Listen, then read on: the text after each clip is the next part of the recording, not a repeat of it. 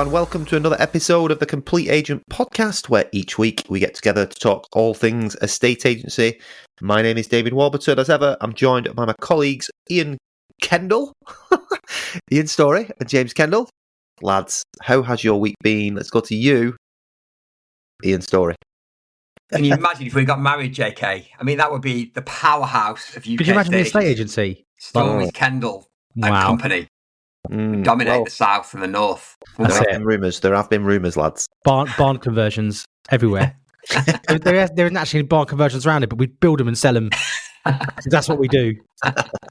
Anyway, sorry, mate, go on. Well, it's gone a bit quieter for us, which is nice. We are not quiet on valuations or viewings. We can't get a valuation in now for probably 2 or 3 weeks for me or Phil. Obviously, for the right house, we can always flex, can't we? Viewings strong. No new sales this week, but there's stuff bubbling away. The second viewings, and Phil's got a couple of offers on the table as well. But no, all good for me. Nothing sparkling, no fallers. We've got a load of stuff that's looking like it's going to exchange before Christmas, which will give us our best year ever. But no, all good for me. A little bit quieter, which is quite nice. JK?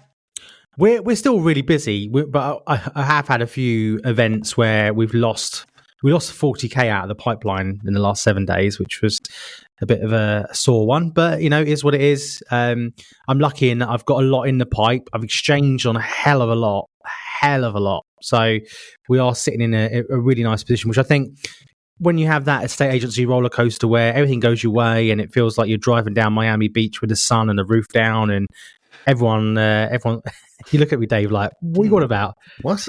That's like, like in my mind, when everything's going well, you know, you can't stop selling. Tunes on, like, get the tunes on. Tunes on, roof down, Miami Beach, the sun's out, shades are on. Love it. You just feel like the king. I'm flying the A556 with the windows up.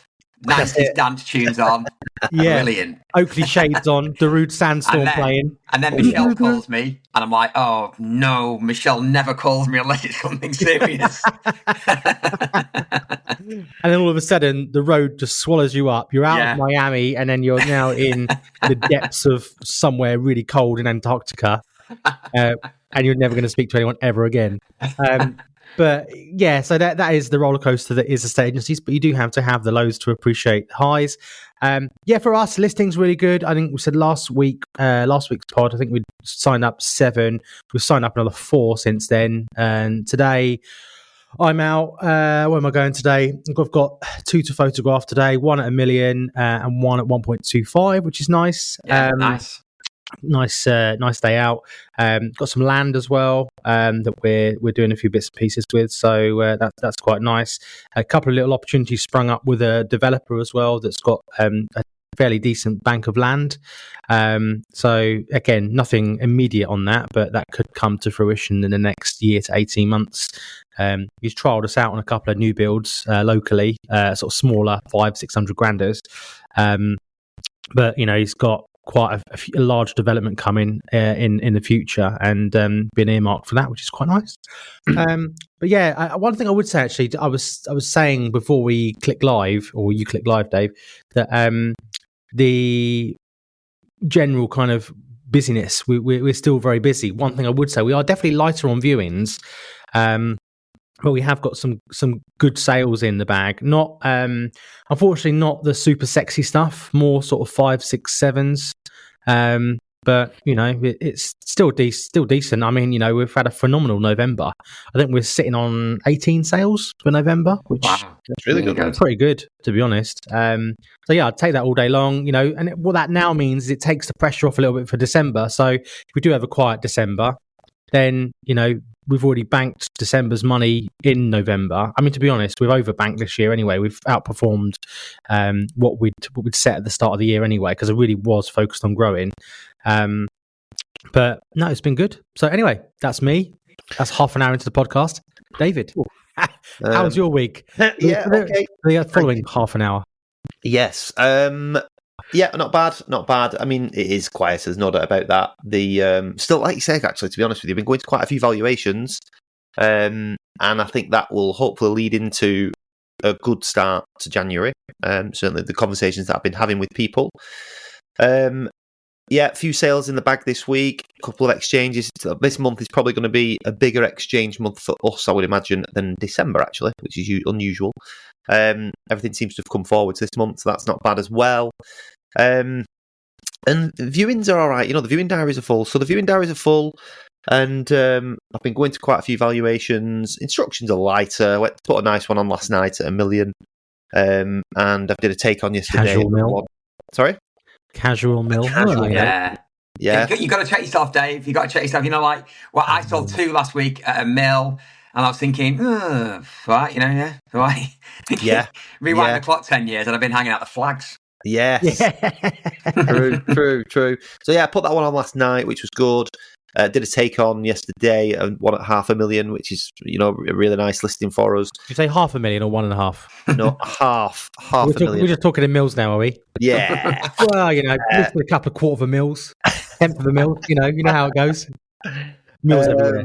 And then so just decent activity, but there's no question it is getting a bit quieter. And next week is probably I'm just looking at my diary now. Is pretty quiet overall. So, I think this is something we're going to talk about today. How you're using your time, what you're looking to do, leading into 2025 and stuff like that. Some ideas there, maybe some Christmas stuff as well. But on the whole, all right. And obviously, like you've said there, sometimes you have to check yourself. I've had a few ups and downs in the last sort of 4 weeks with just cases in general, some tricky clients, and fallers. Etc. The usual roller coaster, but when I look back on the overall year this year, it's been a huge success. Particularly at the higher end, we've taken some huge leaps forward, and we've been consistent with our marketing, and I think that's going to lead well into next year. I'm hoping anyway. Touch wood. But as we always said, remain consistent, and you'll always have enough valuations to go to. It's just then to how you convert, etc., isn't it? Yeah. Mm-hmm. Not bad, lads. Not bad at all. Right, so let's get into it. So we thought that we'd have a chat. Well, a few things really. There's always it's always worth touching on how the market's performing, particularly after the budget and the interest rate drop. I know that the pod, obviously, if people who've noticed the podcast. Last week only went out, was it yesterday or Tuesday? And that is because we had issues with Ian's upload. So you're going to get 2 quick podcasts, I think, in succession this week. You lucky people. I know, God, goodness me. So we did obviously have a good chat about that last week and how it's affecting things. But I think it's always good anyway, just to have a weekly, how we're seeing the market, how are things going. So maybe go through a bit of that. And then obviously, like I say, a few different ideas leading up to Christmas and what are you planning going into 2025? Because, I think naturally, as it gets quieter, it doesn't matter how long you've done this job, every single Christmas, you kind of like, God, it's quiet. It is quiet, isn't it? And you it's the same every year, but it still just makes it a little bit nervous because is the market going to come back and be strong? And then, as you know, you get back in January, you think, Jesus, I'll give it December back because I want a bit of time off. Yeah, it's great. I think we've got something every weekend now into Christmas, meals out with friends, or we're going away next weekend. Just the 2 of us without the kids, and various things booked in. Going to London for a weekend with the kids, start of December. It's great. I love being a bit quiet near Christmas. Yeah, I must admit. I'm ready for a break. I've got to be honest. I'm ready for that Christmas shutdown. Just to do nothing and, like I say, see family and friends for a couple of weeks. It's quite nice. Lovely. Just chill out and you're not looking at your phone or worried about emails or worrying about what's going to happen because everyone's closed down, which I think is a really nice time. I'd hope to go away this year, but I think, to be honest, we're just going to go away in the February half term and Easter break as well. So, anyway, I think one thing I was going to say, actually, I didn't say on the thing before, one thing I am really pleased about this year, and it's quite a nice accolade to have, is that this year for 2024 we will have completed on at least £1 million sale per month. Wow, it's quite a nice accolade. That's lovely. That was sort of 5 or 6. We were hovering around, a lot of last year at 850 to $1 million, with the odd one that kind of came in, but this year we've consistently completed on at least £1 million house per month, which is quite nice. Quite a nice little stat to have. But in terms of planning, good for motivating your team as well, JK. That. Yeah, but it's also great social proof as well. So when you walk in, when you're walking and talking to sellers, and you just say, we average a completion on £1 million house a month in the last year. So, I suppose it demonstrates proof that you are established in that end of the market, and you're a good person to trust with their £1 million plus asset. I mean, literally just before we came on the pod, I sent the 3.5 million quid on that I've taken on, which has got the swimming pool and tennis court. £3.5 million house. You got one of you. Mark just sent us the video yesterday, and it's amazing. And nice. What did you call it then, by the way? What did you call it? Did you call it a crib? Crib? Yeah. Did you? No.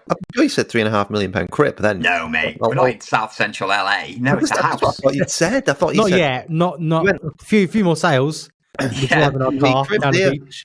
My point was going to be that I sent it to my mate who's got good experience in business, and he replied saying, "Look, even just getting called out to those is amazing." Yeah, and that shows that you're doing well. If people are, with that kind of level are considering calling you, that's brilliant news. That talking to 3.5, my 3.5, I've got one as well. That I've got a second viewing on that next week, with a view for them making an offer. Yeah, mate. So no, really, really pleased about that. If that comes off, but yeah, planning for those of you that can't see, because we don't drop the video podcast. Dave is making a silly face at me. Very excitable. Very excitable face. Anyway, so moving forward, the plans for next year. So we've a quick question, guys. Have you got the Christmas decks up in the office? God, no. No. That's a Holly and Aidan. That's a Holly and Aidan team job. Yeah, no, but I'm not saying did you do it yourself? No, I know what you're saying. Right, Grinch. No, we haven't. No, it's too early. It's too early. No, it's never too early. We had Danielle in the team was asking about it a couple of weeks ago. Danielle, I've got a lot of time for that. Do you call it Danielle or Danielle? Danielle, right? Yeah, it's Danny hyphen. It's an interesting pronunciation. Dan. What's really funny is whenever you ring me in and I'm around my 7-year-old son, he goes, "Daddy, who's Ian's story?" Do you know what, JK? Whenever you or Dave ring me, I definitely don't answer if I'm around my 7-year-old son. Yeah, it's one of those. You actually rang me the other night, JK, on your way to football, and that's hi, JK. My son is in the car. Yeah. Dan. Hyphen E. Yeah, hyphen L. So Danielle wanted. Yeah, she was angling at it a couple of weeks ago. Yeah. No, come on. Well, Alex's birthday is the 23rd of November, lads, which is this Saturday. So we always wait until that happens before we do Christmas decks. Okay. I think it's 1st of December only, isn't it? Come on. At home, yes. At work, no. I like 4 weeks. I like a good 4 weeks of the decks up. We've got a nice little display going on in our window at the moment, which will segue nicely into a bit of a chat in a second as well. We've got like a couple of garlands in the window, like some snowflakes, couple of like houses. You've employed some younger people. Yeah. But no, to be fair, it's all Chloe. Sandra's had a bit of input as well, but mainly Chloe. But she's really good. If she could work comfortably in a shop, it looks like a shop window. It is a shop window, but you know what I mean? I paid someone to do it. Don't praise her too much or she'll be off to Selfridges, JK. No, she's good at selling houses. So you need a listing. See what I did there? Very good. But no, yeah. So one of the things we're looking at is window displays at the moment, and I was having a chat. It was actually in a members group the other day, actually, and Jess Hayward's just done one in her new shop, which looks really smart, actually. Yeah, really smart. Great effort, Jess. It looks really well. Your shop. Yeah, really classy. And if you're listening to this, and this is podcast is out, hello. But I've got such a big window space where I'm at. And I don't utilize it because I've always kind of, even my old office before I moved, I didn't use it with like, the classic estate agent properties in the window, because I kind of wanted people to look in and it look a bit like upmarket.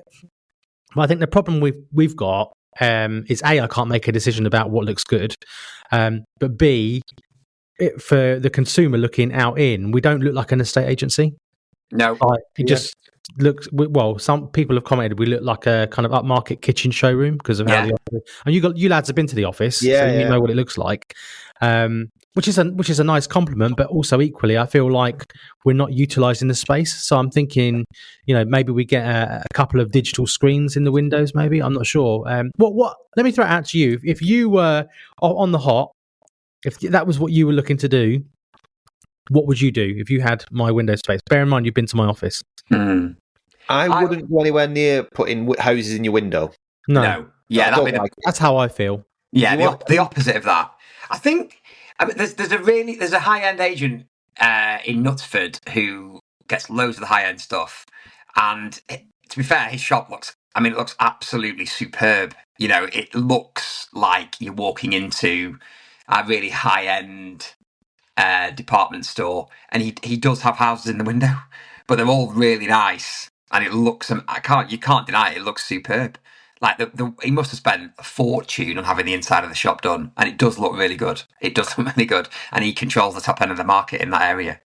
So there's different ways of looking at it, isn't there? I've always said I wouldn't have shops in the window. I probably wouldn't. Having said all of that, I still probably wouldn't, because I just want to look a bit different. Depends how it's done. Doesn't it? I've always thought. If I was going to do that, I think what way I would probably do it is go for maybe a screen. Or screen or two, and have a screen because you put your videos on that. Then that's what I mean, just to show the videos really more than anything else. Yeah, we're that much different. And one of the ideas I had the other day, which I'm not sure whether it's any good or not, was to have two screens and one landscape and one portrait. One portrait one showing all the reels we do. Oh yeah. On a constant loop round, and another a portrait one for all the cinematic stuff. I think it'd be a bit too much. Yeah. That was my thinking. One of the things you put in properties in your window is your sellers. It's a pain in the arse, isn't it? Because the sellers all want to see their house in the window, don't they? Yeah, but if you've got a screen, it can constantly change. It would constantly change. I don't feel like a lot of estate agency window displays have moved on since 1980. No, they're not. LED light. You can get LED lit light pockets now, but it's still paper in a window. Yeah. I think there's an argument for both, really, because traditionally people see estate agents as having the properties in the shop window, but obviously the displays, the quality of the displays has improved over the years. But and I suppose with that, if you're in a prominent location, you've got people walking past, or even it's just like it's like when you're driving past in a car, you're literally seconds, aren't you? So you might just want people to immediately know what you are, and that's what I mean. That's the main reason for doing what we're going to do. But I think where you are, though, it's not like you're on a busy main road, is it? No, but with a cafe and a dentist either side, there's quite a lot of footfall now. Previously, there wasn't a lot.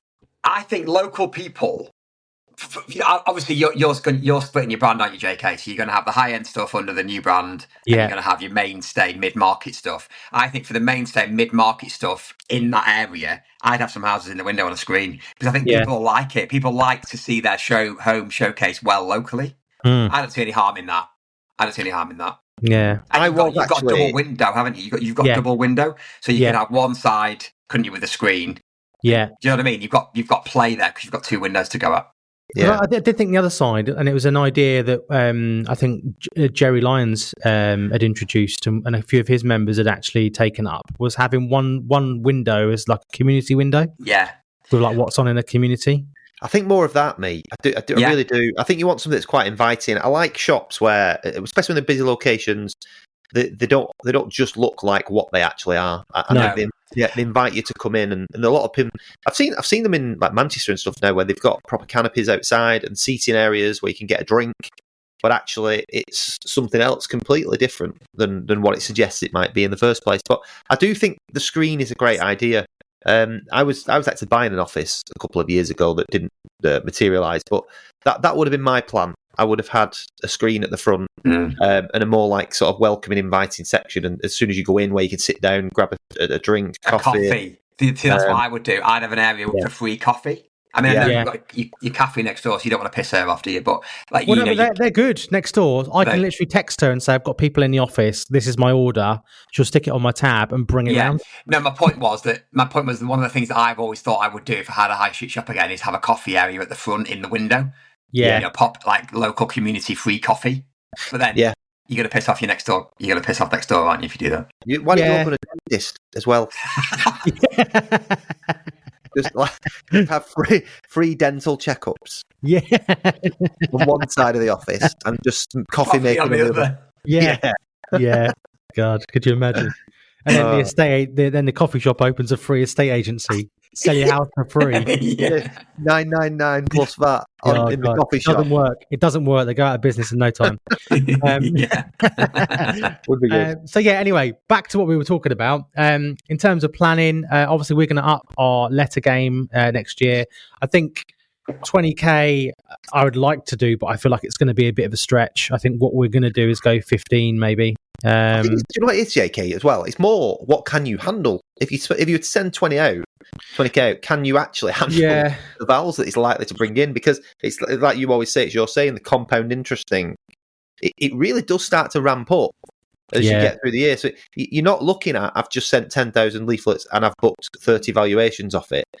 It's that knock-on effect, because of the 10,000 that you've sent out by December, say they've sent them out in January, by December, people are still reading it, and that 30 might become. We're still on 9,785 fridges that haven't responded to yet. Exactly, exactly. So it's just whether you can or not. It is, yeah. We spoke about this recently, haven't we? But we were saying, we're going to increase what we're sending, which we are going to do that. And then just yesterday, I was driving through some villages just outside of our area, just outside of Cheshire, but still within like half an hour of the office. And I was speaking to Aidan saying, there's so many nice villages here I'm driving through. They're full of nice detached character houses, and we're not sending letters to them. Yeah. So I think for you, Ian, you'd probably have to recruit, wouldn't you, to get someone to actually go and get them. Yeah, I would, yeah. But that will be a nice problem. A nice problem to have, isn't it? Yeah. But it's something that is quite scalable, that I think, because you know that the methods that you use work. So you could literally just say, right, well, village 10 miles down the road, loads of great houses. I'm going to find the right person to go and run our office there. You don't physically have an office, of course, but you could just run that and just say, this is how we're going to do it. And you'd accept for the first 12 months that you're probably not going to make much, if anything, on that. Yeah. But by year 2, you'll be flying, because you know how much they take effect quite quickly. Yeah. That'd be my only concern with anything like that, doubling down on what you're already doing.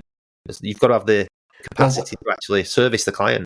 I mean, one thing me and JK were speaking about before we came on was one of the things that we're going to focus on next year is increasing our conversion rate. So obviously we've had our best year ever. It's been a fantastic year, but we were looking at our conversion rate, and we were thinking, even if we just increased it by maybe 2 or 3%, the upside on that is huge in terms of revenue.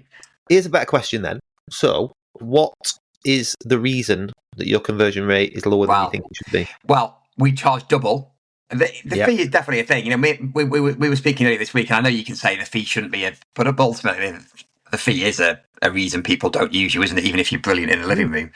And we were saying, if we were 1.5%, we could get everything. Like easily get everything we go. Mate, you could do double. Of course, exactly. So that's why we don't charge 1.5%. But I think it's a mindset. I think it's a mindset thing as well. I think mindset comes into it big style when you're going out and quoting fees. It's probably a bit different for me than it is for other people in the business. But even so, we could all improve our conversion rate. I was just saying, though, when you were saying that, though, I think we also have to remember that we're talking gross conversion rate as well. We're not talking vanity conversion rate, where it's talking about everything we go to. So that doesn't count. You can't run your business on a net conversion rate. No. You've got to be honest. Again, you're not, especially if you run your own business. You when you're at corporate, there was always people fudging the figures. You've got to be honest with yourself. The gross conversion rate is really important. Look at There's people in the industry that say they get 95% of what they go out for. What a load of rubbish!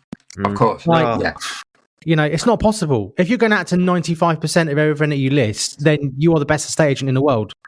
Look, when you think in corporate, we used to have a target of 50% conversion rate at the mid-range of the market on everything you go to. Everything, and if you were ever a bit low, I always used to remember the conversations with other branch managers and even with my director, saying, "Yeah, but Paul, it's never coming on. I went out to it and da da da da da." And he was like, "Doesn't matter. Doesn't matter. It's one that we'll nurture, and it'll come back in the future, and it won't go down as a valuation then.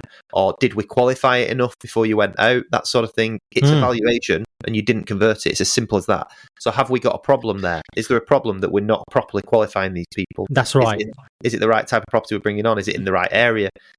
Will it? Like I say, we won't.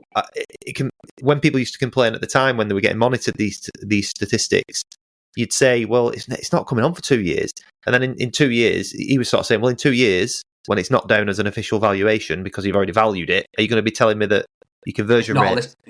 It's not a listing. But you've just got to measure everything. And if you're honest with yourself, you'll start to really see an honest trend that you can address. I mean, for you, Ian, also, what is a val though as well? Because sometimes if you can skew your figures negatively by, like for example, I went out to see someone the other day. They're never going to sell. They're not selling.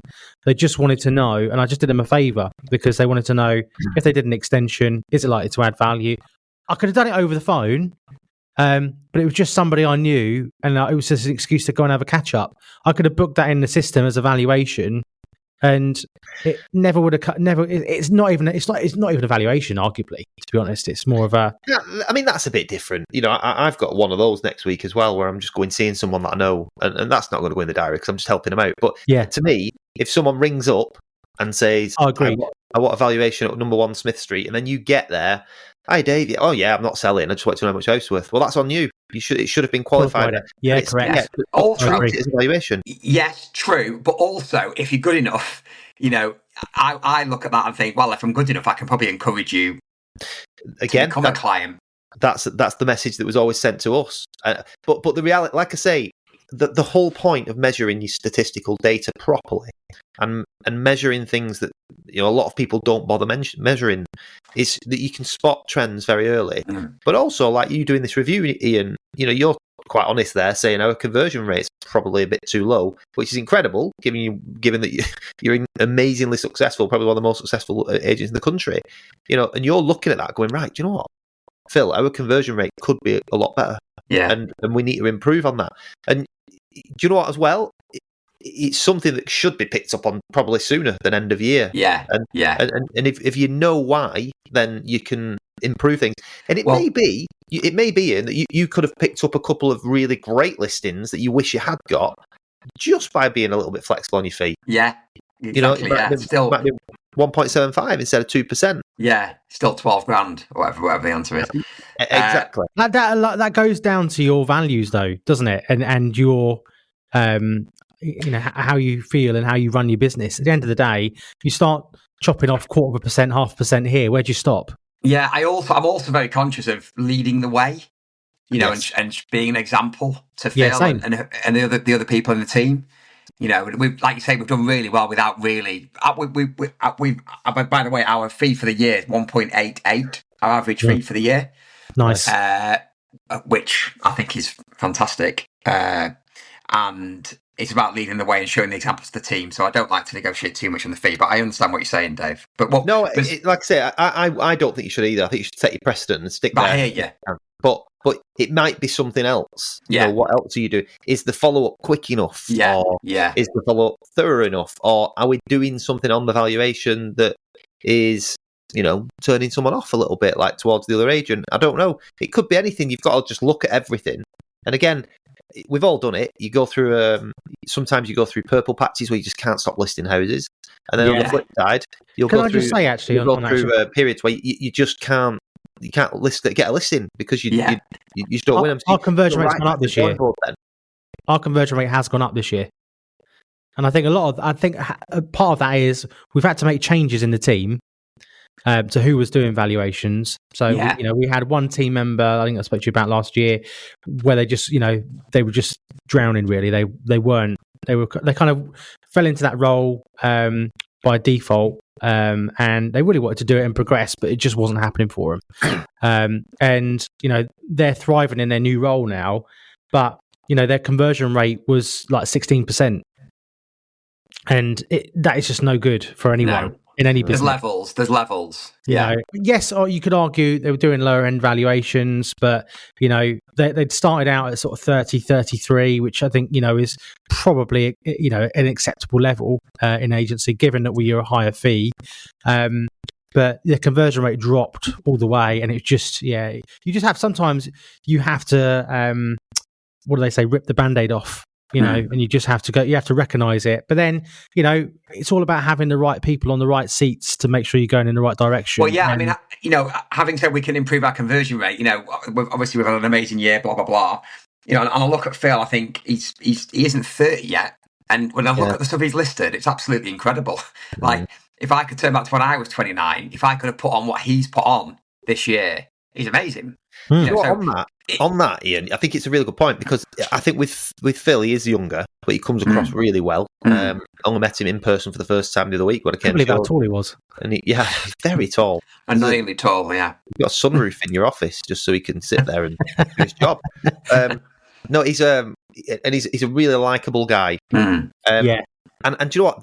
There's a thing as well that we've talked about. I don't think we've ever talked about on the pod, but I think you get to a certain age where certain ends of the market respect what you're saying more. I think, generally, definitely, no question, no question. Yeah, basically they're more expensive the house, the older you need to be to convert it. I tend to find, I think we're all in a sweet spot now, though. I mean, obviously, I'm younger than you two considerably. You don't look it.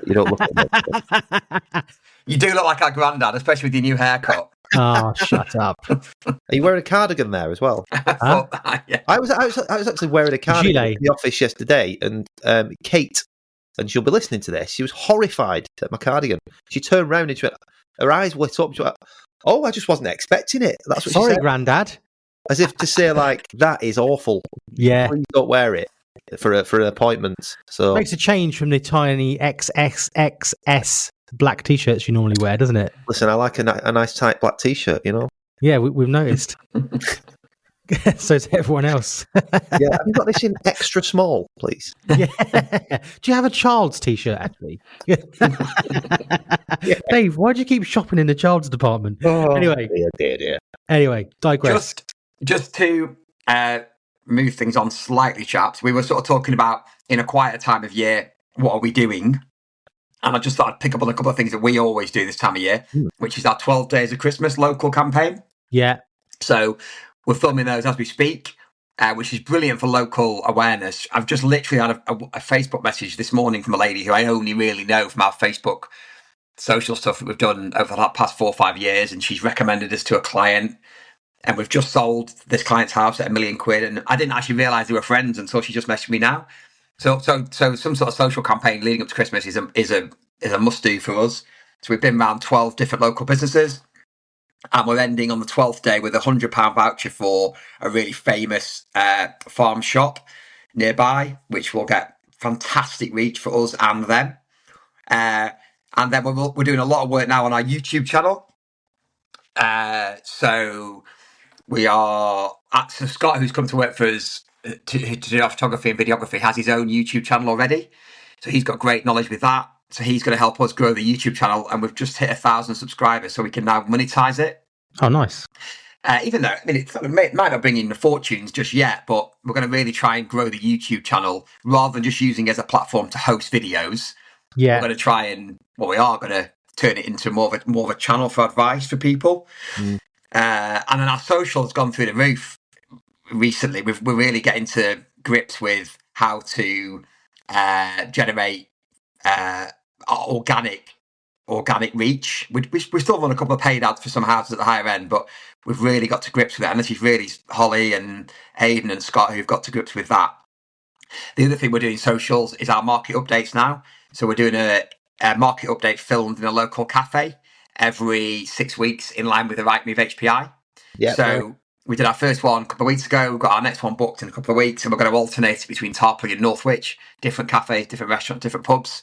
So we're doing that. And of course, Scott's filming all this and we're putting all this out. So that's something where the quieter period has enabled us to focus on getting that in place for next year. How much do you think your YouTube channel's grown, Ian? Well, it's grown considerably. Must have grown by about 800 followers in the last 6 months. 3 months, Really good. 4 Really months, good. something like that. Yeah, and Yeah. and a lot of that's happened in the last 8 weeks, really 10 weeks. Yeah. I want to grow that much more now. All of this that you talk as we talk about this, it's fantastic. But at the start of the conversation, we were saying how I don't really need any more vowels. Like we don't really need any more vowels. But you've got to keep doing these things in the background, haven't you? Yeah. You've got to keep at it because you don't know what's coming. So we were going to do 12 days of Christmas, but we've just, to be honest, we almost run out of time, to be honest, this year. But we are what we did last year, and we're doing again this year, and we've just finished organising it. Is the letters to Santa? So last year, basically, what we did with the cafe next door, we put together like a makeshift like post box out of cardboard with tinsel. It worked well. It did the job. And basically, kids came into the cafe with their parents. We advertised it all on social media. They wrote their letter to Santa in the box, and then we did basically like a not on the market mail out, but for kids with their letters to Santa with a little certificate to say that they were on the nice list and this, that, and the other. And we had so much good feedback from that, just from people in the street. Like people this year. Like in the last week and a half, have gone, are you guys doing the letters again? Are you doing the letters again? Like, my daughter loved that last year.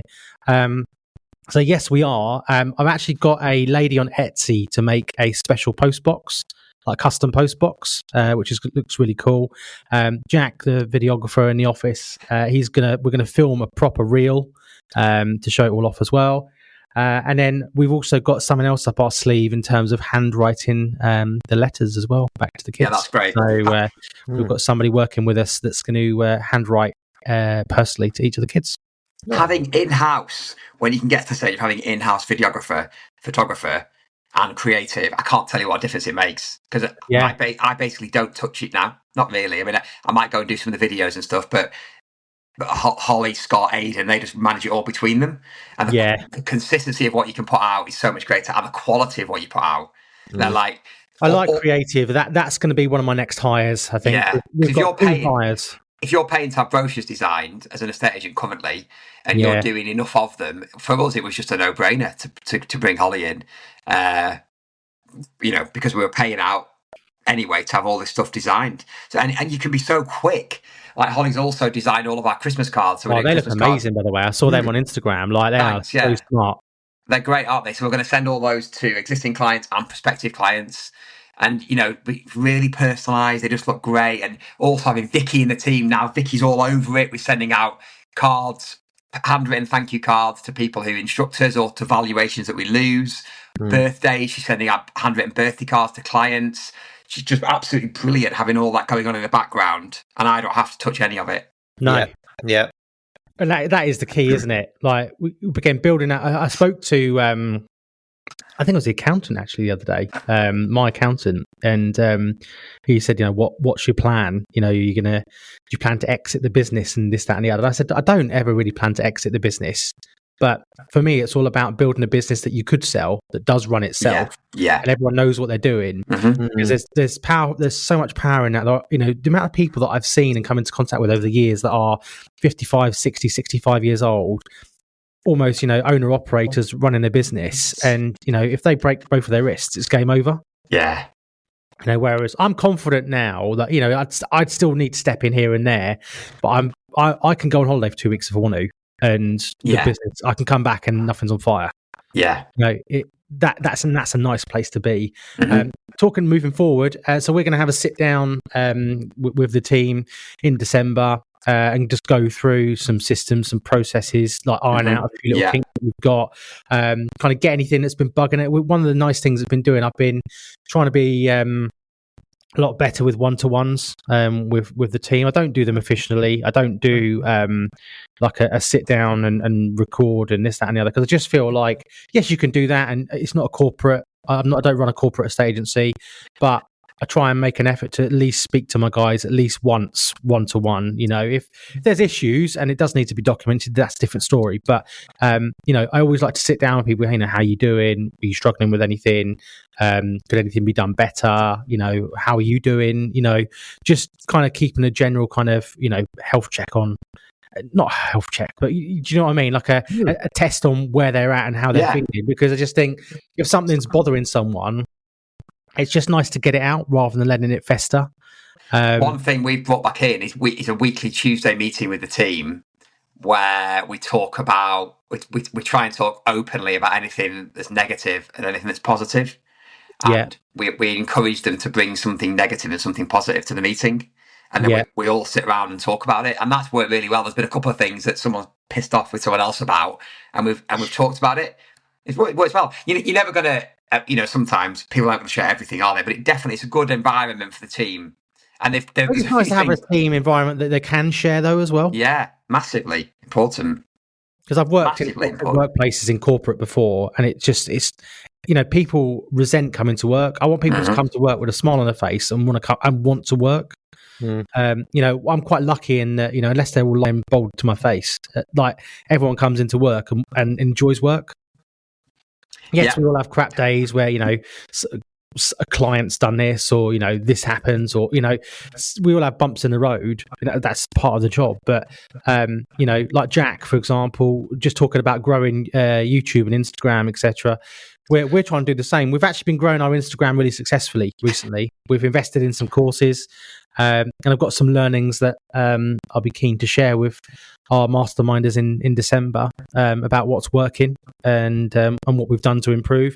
Our Instagram is growing roughly by 1% a month, which doesn't sound huge, but when you think we've got 2,000 followers now, we're growing by at least 20 followers a month, and the compound interest on that is, and that's all organic as well. That's not paid. We haven't bought any followers, run any paid campaigns. And I just think it's the way that it works, and I'll explain it on the mastermind. But it's really interesting. It sounds and it is obvious, but the metrics and the algorithm and how it all works. Once you understand that, then the floodgates open, and we've gone from 1,800 followers to nearly 2,100 very, very quickly. Very, very quickly. And the reach as well. Like some of our reels now, we're averaging 1,500 to 2,000 on Instagram. Doing really well on places like TikTok, getting 15, 20,000 plus fairly consistently on a lot of the reels that we're doing there. But on Facebook as well. Facebook is the easy one. Facebook is really easy on Facebook to get 5,000 to 10,000 views, in my opinion, or in my experience anyway, because you're able to share it. But I'll go for that as well. What's that? I think TikTok's quite easy to get organic views. It is, yeah. And loads of reach there. Instagram is where the gold is, in my opinion. Instagram is where your clients are hanging out. And potential clients and buyers are. I think Facebook as well. I think for me, we got a lot of I don't disagree with Facebook either.